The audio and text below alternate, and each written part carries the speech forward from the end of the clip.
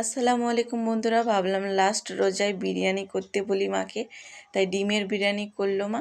দেখো গরম মশলাগুলোকে ভালো করে, বিরিয়ানির যত গরম মশলা সবগুলোকে ভালো করে গরম গরম করে নিল। আর এখানে দেখো ডিমগুলো সেদ্ধ করতে বসিয়ে দিয়েছে।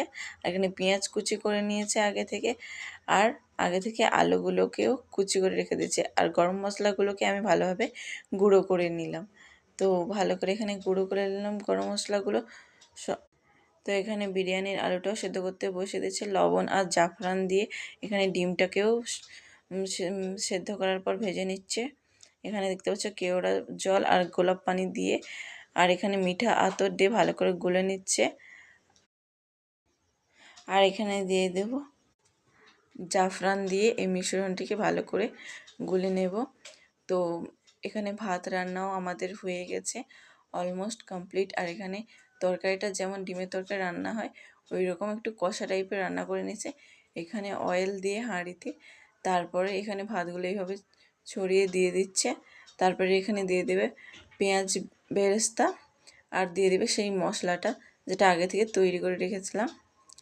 আর এখানে দিয়ে দেবে সেই কেওড়ো জল আর গোলাপ পানি মেশানো সেই।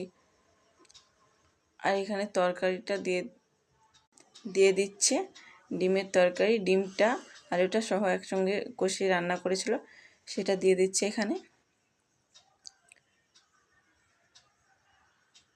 তো এখানে আবার কিছুটা পরিমাণ অয়েল দিয়ে দিচ্ছে, সয়াবিন অয়েল।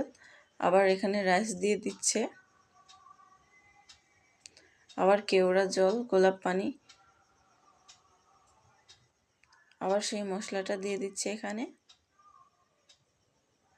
তারপরে আবার পেঁয়াজ বেরেস্তা দিয়ে দিতে হবে। আর এখানে দিতে হবে দুধ, গরুর দুধ, না হলে এখানে প্যাকেট গরুর দুধ দিতে পারো।